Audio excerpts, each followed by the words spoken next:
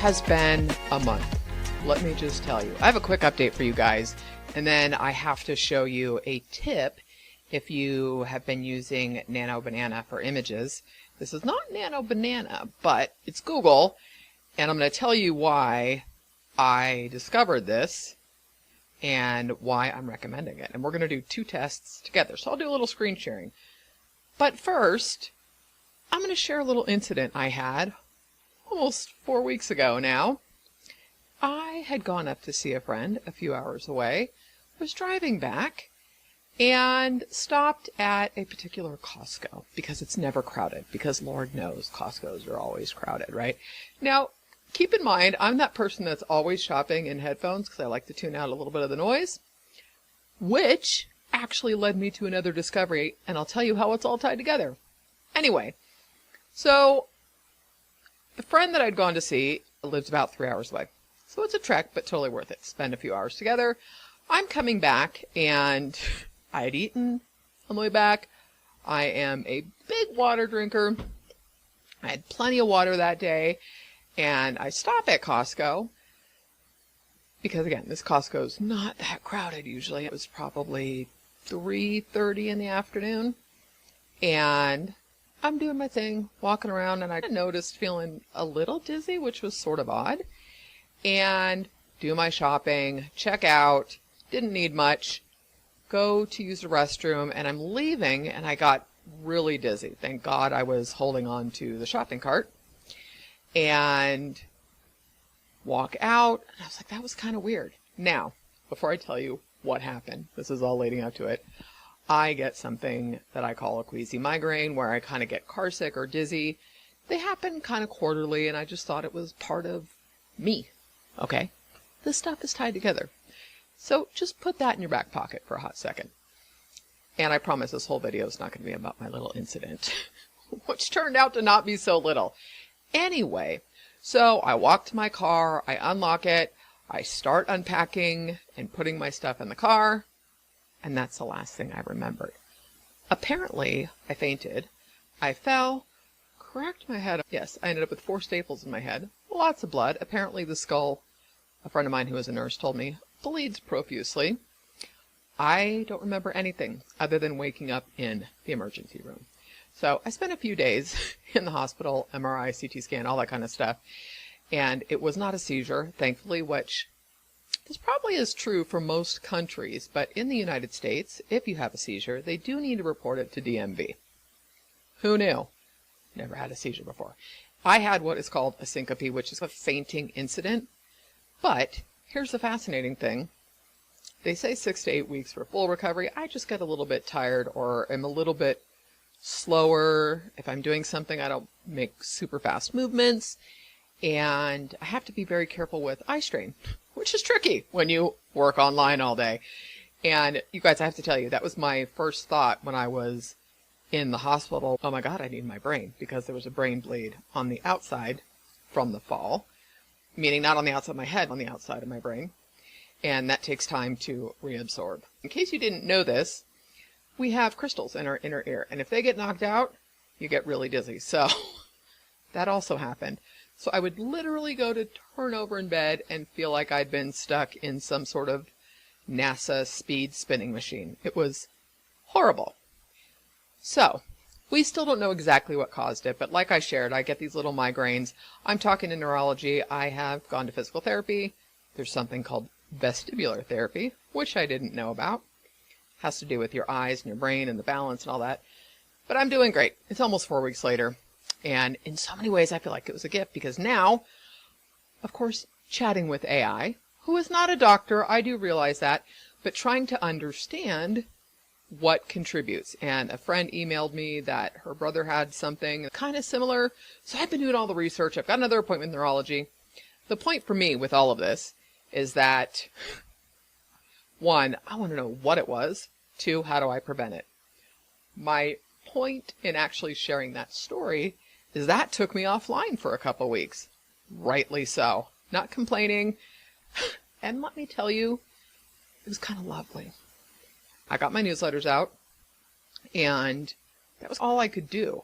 I do a ton of reading and curating for my newsletter, but really I couldn't work, which was fine. Again, I'm not complaining, you guys, but it was to step away, not that I wanted to be forced away from an injury, hear my heart on that one, but to step away and be off and unplugged was gold. And in some ways, I think maybe my body's like, girl, you need a little more balance, which at this age, I think I'm pretty good about it. But it also reminded me to come back to my purpose with AI, which is I want to use it to buy my time back, not necessarily replace every human element in my business. If there's something that I don't enjoy doing and I can use AI to automate it, that's my goal. That being said, here's the crazy thing. 2 weeks, you guys, 2 weeks, and I was still checking email. I felt like I had missed months and months of updates in AI because that is how fast it is moving. I'm sharing that because I want to urge you to look at not having FOMO, not implementing everything, not trying everything. You don't need to be vibe coding and building automations and becoming a prompt master. You don't have to do all the things. You simply don't, because as soon as you catch up, something else has already gotten better. Some other tool or a tool you're already using has gotten better. During that time that I was out, ChatGPT released AI agents and the AI, was it AI agent, the kit builder? I might be botching those. But you can create agents within ChatGPT now. And everyone's like, oh no, it's going to put Zapier and N8N and all these tools out of business. No, because there's also a difference between agents and automations, which we can get into that in another video. But that came out, Sora was released. There was so much that came out. And when you think about what these big LLMs are doing and how they are adding features and integrating new tools and how they're adding tools that you thought you needed a third party for, and you don't. Let's talk about Claude, which is Anthropic's AI, if you're not familiar with it.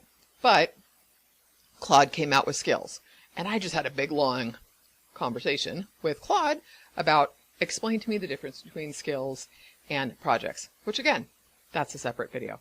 I'm sharing this with you because it made me realize, girl, you can't keep up with this. My business isn't an AI YouTuber. People that are using YouTube to create content about AI are cranking these videos out. They're on top of it. Fabulous. And maybe it's not all they do, so I shouldn't say something to that effect. But if their primary business model is to create content for YouTube about AI, they're doing it regularly. And so it doesn't matter if they give you an update on ChatGPT's agent builder today, and they gave you an automation that does the same thing or an agent that does the same thing in another tool 2 weeks ago, because it's more like being an AI news channel, for lack of a better term. Some people are teaching, but a lot of these videos are just, this is amazing. Did you know you could do this? And they go so quick that it's not giving you the context, why you would use it, what it's used for, and how to use it for one specific use case. Anyways, but they're killing it, and hats off to them. I enjoy their content. I came back from that break with a completely different perspective. One is that I want more time away from the computer, and you guys, I love what I do, so it's not about not wanting to be online. Two, all of these platforms, all of these big tech companies, you know, most of them have shareholders, and they've got investors, and they've got responsibilities to those people. I'm not going to build a business to appease algorithms. So there was this sense of freedom, for lack of a better word, when I came back thinking the world didn't fall apart. Yes, a ton of stuff came out. I'm not too late. I can try it when it suits me. It was fantastic. It was such a gift. And who would think that falling, cutting your head open would be a gift? But it really, really was. And so when it comes to AI, it doesn't matter what your business model is. Do what's right for you. Find out if you're looking to remove, menial tasks or things you don't enjoy.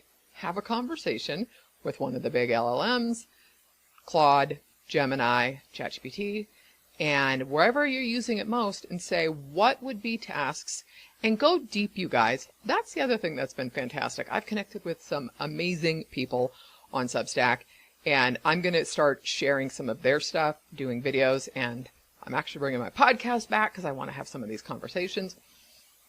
But it's very easy to get lazy with AI, and I started going deeper with the context. And it has been gold. I've been doing a lot of building with the vibe coding that I've been having fun with. So you kind of get into your routines instead of thinking, is there a better way to ask this? Or how can I be the critical thinker in this conversation, as opposed to getting the pats on the back and great job and you're this and you're that, right? And again, I'm going to get into some of that in another video. But all this is to say that I think we're going to hit a point, and maybe I should get a crystal ball as a prop. That'd be kind of fun. My crystal ball prediction is, because this is moving so quickly and there's so much money with some of these big companies, as they add additional features, I think some of the quick apps that have been put out that are people just testing it and trying it to make a quick buck, yes, but I think people are also testing the market. You know, I think we're going to see less of that and more of a leveling out of the hype. I say that, but who knows? But I do think we will see some standard practices getting adopted and people finding how to use it in their business. All right, so that's my TED Talk for today. I do have something I want to show you though, and this is fantastic. So I do love Nano Banana, and initially, if you're not familiar with Nano Banana, it is an image model for Google's Gemini. And it's great. I love the images. And for my newsletter and my blog posts and whatnot, I do a lot of the Pixar style 3D images. And it was great. I had no issues with it. But then, even though I would tell it I wanted a 16:9 ratio, which think like a, PowerPoint size, something to that effect, or a video is 16:9 ratio. I wanted a landscape image, not a square, because that's what I use in my blog posts and in the newsletter. Well, it didn't matter how I prompted it. It didn't matter what I did. It was outputting squares. So I, of course, then I was probably Gemini that I asked. And side note, I like to do those. Start using the big tools to learn how to use the big tools. I had the longest conversation with Claude about skills. And so when I do that video, you'll see what I mean. Maybe I even just Googled it, but I'm like, why is this not working? And that's a tip I'm going to show you. It didn't explain why it wasn't working. It may have, but I ignored it because I got the answer I needed. It told me to use Google Labs and the ImageFX. So that's what I'm going to show you. All right, so this is Google's Labs for Google, and I think you might have to be a paid user. I'm not sure, but we can double check. I will put the link directly to the ImageFX. So this is the screen. I literally just came across this a day or two ago. So let's come down here and look on the bottom left where you've got different styles. I put the style in because I want that Pixar 3D style. Oh, this is cool.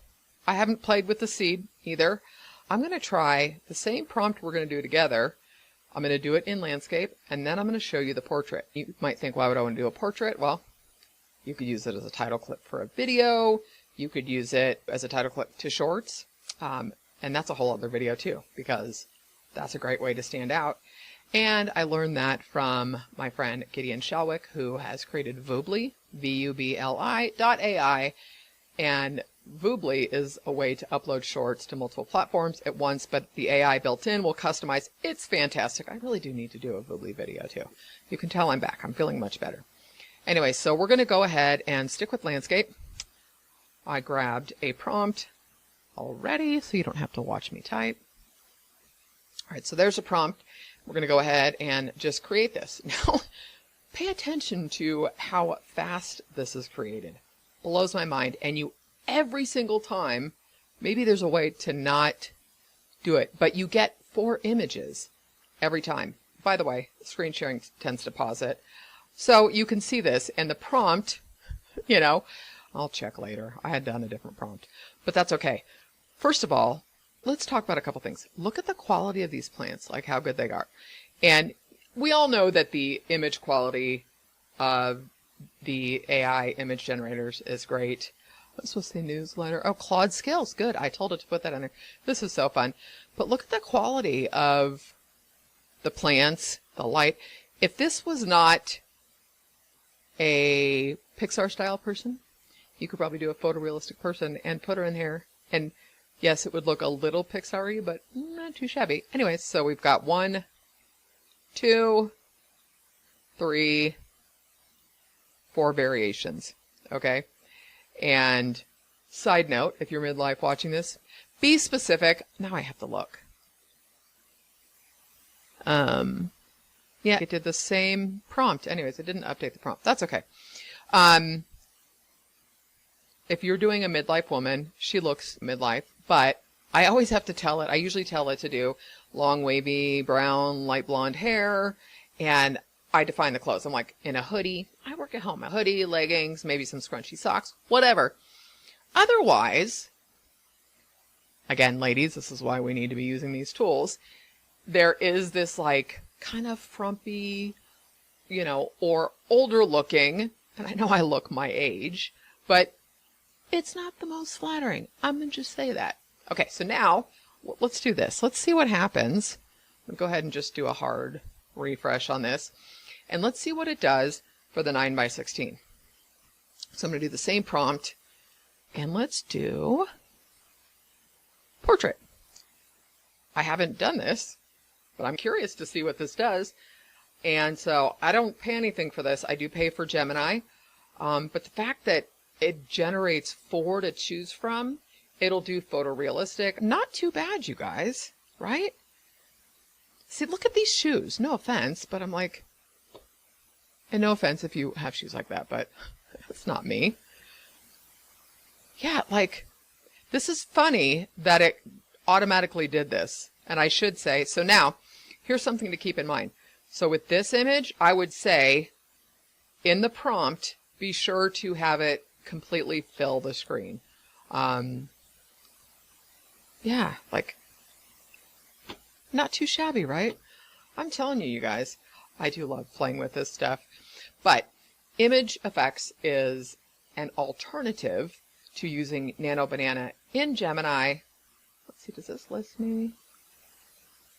It's just my Google account. It's all linked if it's paid, so I apologize.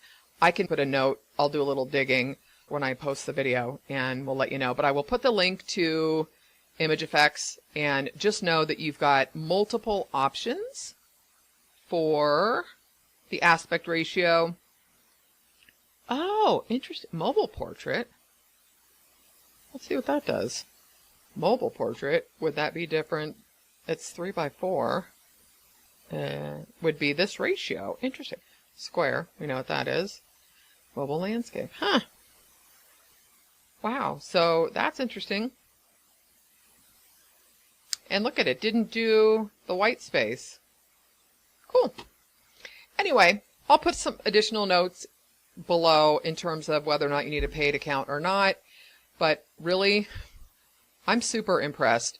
So because I stayed here and like I did the hard refresh in between the landscaped and the vertical, you can see that there's 2 sets of images. You can also look at it as a grid here and literally just download them. And there's no watermark on these, by the way. So no complaints here. Anyway, if you do use Nano Banana and you like it, I would try ImageFX. Imagen is a great image model. Also, I do like Nano Banana, but I could not get the landscaped. So give it a go. Let me know what you think. As always, thanks for watching, guys, and I will catch you next time.